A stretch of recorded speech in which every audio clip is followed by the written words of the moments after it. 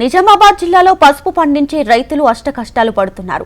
ఆరుగాలం శ్రమించి పండించే వాణిజ్య పంట పసుపుకి గిట్టుబాటు ధర దక్కక ప్రతిసారి వ్యాపారుల చేతిలో మోసపోతున్నారు.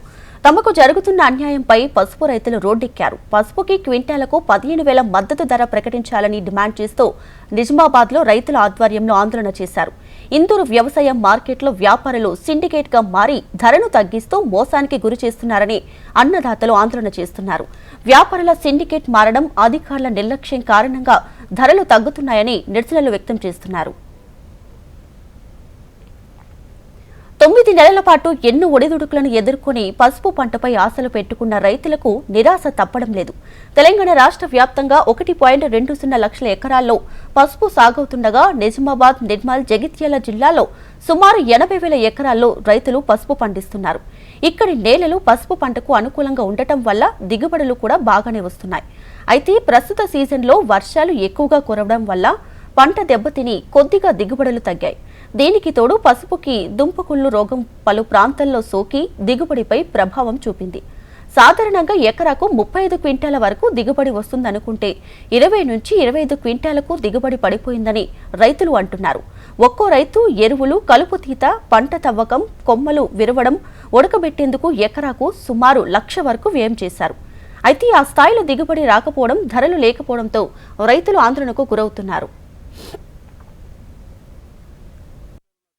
కేంద్ర ప్రభుత్వం అన్నని మా పరిస్థితి చూసి కొంచెం రేట్లు మద్దతు ధర పలకాలని కోరుచున్నాము. నిరుడు పోయిన సంవత్సరము 12 నుంచి 15 దాకా ఉండే, ఈ సంవత్సరము లాస్ట్ నిన్న 10 నిన్న 10 దాకా అమ్మింది. కానీ ఇప్పుడు ఇంకా 5,000 తక్కువ చేశారు. 9,500 అంతా గిట్టుబాటు మొత్తం లాస్ట్ రేటు అంతే. 9,500 కంటే ఎక్కువ అలుగుతలేదు. సుమారు 2-3 రోజులు అవుతుంది. వ్యాపారస్తులు ఎవరు కొనుగోలు వస్తలేరు. కనీసం మద్దతు ధర కూడా వచ్చిన వాళ్ళు కూడా కనీసం మద్దతు ధర ఇస్తలేరు. గత ఏడాది పసుపు క్వింటాలకు 17,000 నుంచి 18,000 వరకు ధర పలికింది.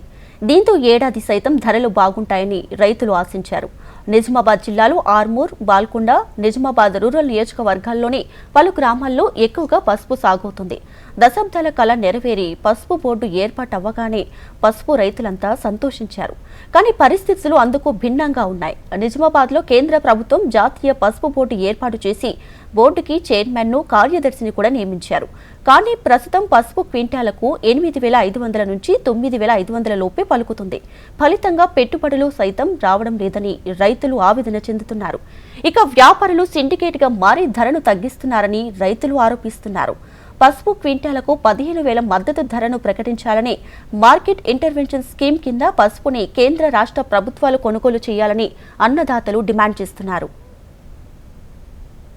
అది పొడుగా మనకు కష్టం చేసి ఏదైతే ధాన్యం వస్తుందో, పసుపు వస్తుందో దాన్ని ఏం చేసుకుంటాడు? రేపు వస్తే నా 1,00,000 రూపాయలు నా బిడ్డ పెళ్లి చేస్తా, నాకు అవసరం పడుతుంది అని చెప్పేసి ఆయన ఇస్తాడు. ఇటువంటిది మనకు రైతు ఆగలుగుతాడా?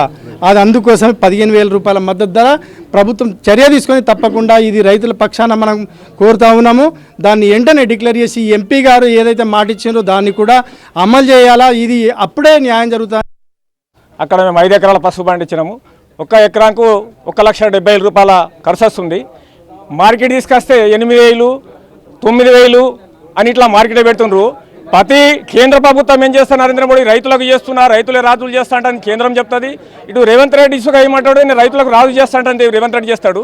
రైతులు రోడ్ల మీద పడి కొట్టుమెట్లాడిన కర్రకొక్క ముంత నీళ్ళు తాగి పండిస్తే ఇది వచ్చి పంట 8-10 రోజులు పండిస్తే కూడా వచ్చి మార్కెట్లో చూసిన నాదులు లేదు.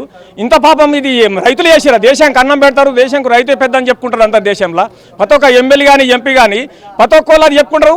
మార్కెట్లో సబ్బు రేటు కొంటే, సర్పు రేటు కొంటే ఇష్టం వచ్చిన రేటు పెంచుకుంటాడు. రైతులు పెండ్లను నిలిచిపెట్టేసి చేనుల బండి తెల్లందాక పొందాక కాల్చి తీసుకొస్తే కుక్కల కోసలేక బతిలాండారు. సుఖం మారి కాలుతో దండేసుకుంటా పోయి 8,000, 4,000, 5,000 అంటే ఏం బతికేలా? ఇళ్ళలో పోయి ఉరిపెట్టుకుని సచ్చే కాలం వచ్చింది రైతులది.